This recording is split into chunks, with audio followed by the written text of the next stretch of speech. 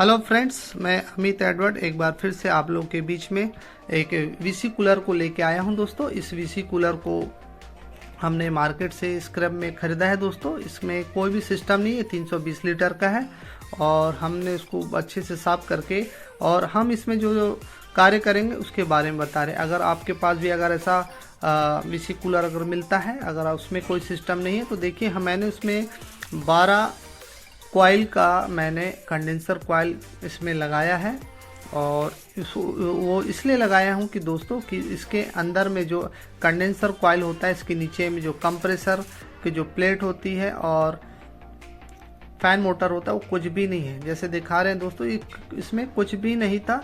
और मैंने इसे ख़रीदने के बाद इसको मैं सिस्टम बनाने की कोशिश कर रहा हूँ और इसको लो बैक प्रेशर का कंप्रेसर लगाऊंगा। और इसमें जो कंप्रेसर लगाऊंगा MA88 को लगा रहा हूं दोस्तों, जिसका BTU होता है 930 BTU का है दोस्तों। तो ये सिस्टम के लिए हम यहाँ पर प्लेट है, उसमें हम क्या करते हैं, ड्रिल से अपन छेद कर लिए हैं। और दोस्तों यहाँ पर हम कंप्रेसर को अच्छे से लगाएंगे।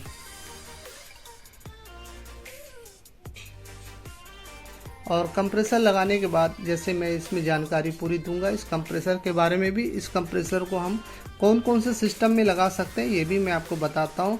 बॉटल कूलर में लगा सकते हैं 400 लीटर में, डीप फ्रीजर के में भी 400 लीटर में इसको आप इस्तेमाल कर सकते हैं।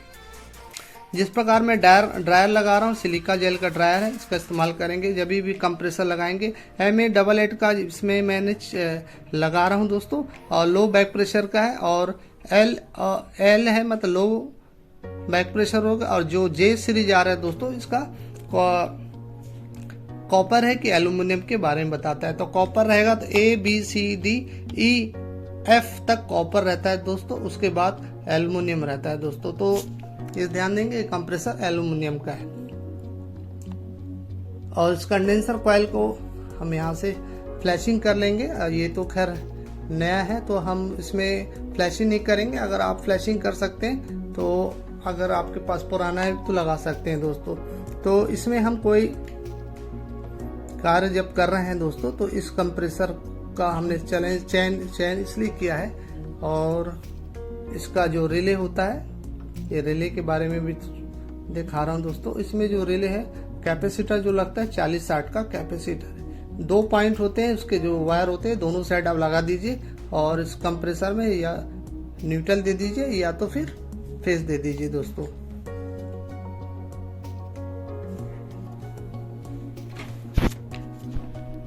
और उसके बाद फिर हम इसको लगाएंगे जब पूरा कार्य हो जाएगा। तो ये छोटा सा है, कोई बड़ी चीज नहीं, इन नए लोग के लिए बता रहे हैं। आपके पास अगर ऐसा कोई भी आता है तो आप उसको कार्य कर सकते हैं। और इस कंप्रेसर में लगाने से पहले दोस्तों, कोई भी कंप्रेसर आप लगाते हैं तो जहाँ जहाँ हमको ब्रेजिंग करना है उसको अच्छे से रेतमल की सहायता से इसको घिस लीजिए अच्छे से, ताकि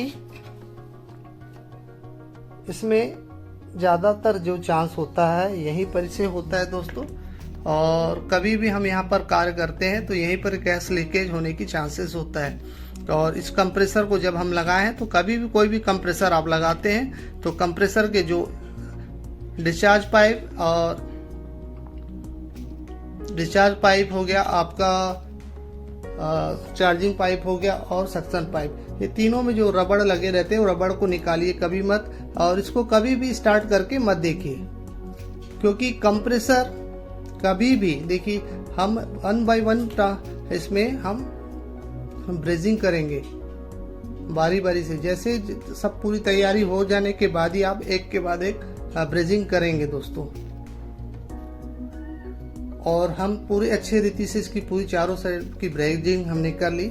और इसको लीक टेस्ट भी कर लेंगे और एक कंफर्म भी कर लेंगे कि हमारा सिस्टम प्रॉपर ब्रेजिंग हुआ है कि नहीं और कहीं से कोई लीकेज नहीं है। इसका लीक डिटेक्ट करना बहुत अनिवार्य है, जैसे कि मैं हर वीडियो में बताता हूं। और जरूरी नहीं होता है दोस्तों कि हम कभी भी कार्य करते हैं तो हमको ये सोचना नहीं चाहिए कि हमारा ब्रेजिंग परफेक्ट है। कभी कभी दिखता है पर वो होता नहीं है दोस्तों, क्योंकि ड्रायर के पास से ज्यादातर चांसेस रहता है।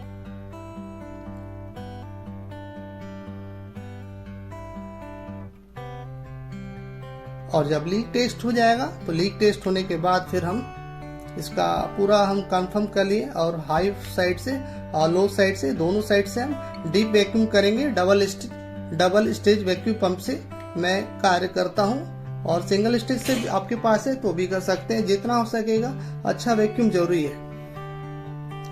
और हम यहाँ से जब ड्रायर का से हम प्रेशर डालेंगे नाइट्रोजन गैस से, तो यहाँ पर हल्की हल्की गैस आएगी दोस्तों। तो इससे हमको डिटेक्ट हो जाता है पुअर पंपिंग का भी, और जो हम ब्रेजिंग किए होते हैं ड्रायर फिल्टर के पास कैपिलरी में कभी कभी ब्रेजिंग रॉड ज्यादा गर्म करने से उसमें ब्लॉकेज होने की चांसेस बढ़ जाती है। अगर हमको इससे डिटेक्ट हो जाएगा कि हमारा ब्रेजिंग एकदम सही है और कहीं हमारा लीकेज नहीं है, और उसके बाद आप 20 से 25 मिनट या आधा घंटा के लिए होल्ड में छोड़ दीजिए। जो बची खुची नमी है उसको वो नाइट्रोजन के द्वारा वो बाहर हो जाएगी।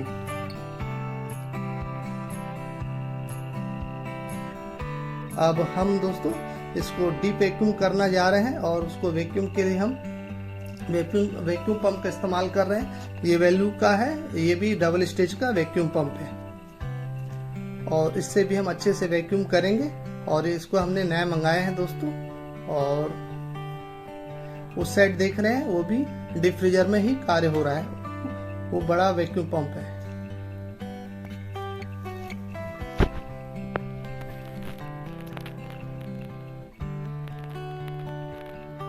अच्छे से वैक्यूम होने के बाद ही हम रेफ्रिजरेंट को वेट करके चार्ज करेंगे, और चार्ज करने के बाद ही हम पूरा डिसीजन देंगे। देखिए जिस प्रकार से मैं आप लोग को दिखा रहा हूँ कि ये कंडेंसर कॉइल को मैंने लगाया है, और 12 कॉइल का ये कंडेंसर कॉइल है। अब हम अच्छे से वैक्यूम कर रहे हैं, और कैपिलरी भी मैं आपको बता दे रहा हूँ। आपको कैपिलरी लगाना है 0.36 का 36 नंबर का। आप 10 फीट कैपिलरी ट्यूब इसमें लगाइए, और हमारा अच्छा जब वैक्यूम हो जाएगा, कभी भी आप ध्यान देंगे कोई भी कंप्रेसर को आप कभी भी जब नए लगाते हैं तो उसका उसी से फ्लैशिंग मत करिए, ना कोई कंप्रेसर से फ्लैशिंग कीजिए ओनली, और सिर्फ आप ड्राई नाइट्रोजन गैस का इस्तेमाल करिए। अगर आपके पास नहीं है तो मत करिए उसको फ्लैशिंग। और एक चीज आपको बता रहा हूं, कंप्रेसर कभी भी कोई भी कंपनी का प्रेशर टेस्ट होके नहीं आता है। ये चीज को आप लोग ध्यान देंगे, कोई भी कंपनी का प्रेशर टेस्ट नहीं होके आता है कंप्रेसर का। जब ये कंप्रेसर 40 से 45 मिनट 50 मिनट अपने रेफ्रिजरेंट चार्ज होने के बाद 40 से 50 मिनट तक चलने के बाद वो रीड होता है, रीड होने के बाद फिर वो प्रेशर सेट हो जाता है दोस्तों। और हम इसमें अच्छे से हमने यहाँ पर से दोनों साइड से हम जब भी वैक्यूम करते हैं तो रनिंग पोजीशन में हम ड्रायर फिल्टर को यहाँ से पंच करके हमको ब्रेजिंग करना है, और उसके बाद भी वैक्यूम हमको और जारी रखना है। और जब पूरी वैक्यूम हमारी जब हो जाएगी तो फिर उसके बाद फिर हम मैनीफोल्ड गेज मीटर का वॉल को हम बंद कर देंगे। और मैनीफोल्ड गेज मीटर बंद करने के बाद फिर दोस्तों हम वैक्यूम पंप को भी बंद कर देंगे। वैक्यूम पंप जब बंद हो जाएगा दोस्तों, तो फिर जिस प्रकार से वेट करके हम चार्ज करते हैं उसी प्रकार से आप लोग भी वेट करके ही चार्ज करेंगे इसमें। और इसमें जो रेफ्रिजरेंट जो चार्ज होगा 130 ग्राम रेफ्रिजरेंट चार्ज होगा। ये छोटी सी मैं जानकारी आप लोग को दिया हूँ। और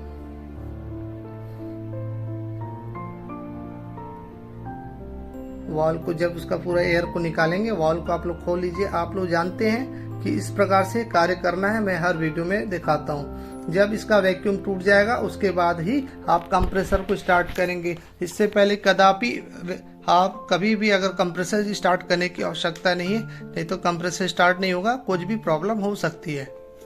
तो दोस्तों ये छोटी सी मैं जानकारी आप लोग को दिया हूँ और बताएं, ऐसा अगर आपके पास कोई भी आता है तो आप इस प्रकार से कार्य कर सकते हैं। ये 100% कारगर नहीं है दोस्तों, पर 90-95% अच्छे से कार्य करेगा। और ऐसा आपके पास नहीं है तो कर सकते हैं, अगर है तो आप इसमें KCE 444 का कंप्रेसर लगाइएगा दोस्तों।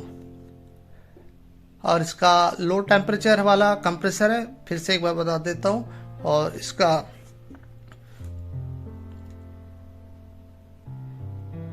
जिस प्रकार से आप देख रहे हैं, इसको अच्छे से हम कार्य किए हैं और मैं आशा करता हूँ ये आप लोग को समझ में आएगा। और अगर आपके पास ऐसा कभी भी आता है तो मैं बार बार दोहरा, आप इसमें ऐसा कार्य कर सकते हैं दोस्तों, क्योंकि इससे पहले मैंने ऐसा कार्य किया हुआ है और अच्छे से काम किया है। इस कारण से ये जानकारी इस वीडियो के माध्यम से आप लोग को बता रहा हूँ दोस्तों। और अगर आप लोग मेरे चैनल में नए हैं तो लाइक और सब्सक्राइब जरूर करिए। और बहुत जल्द मैं आप लोगों के बीच में एक और वीडियो के साथ में आऊँगा दोस्तों, और उसमें मैं अच्छी जानकारी और भी दूंगा।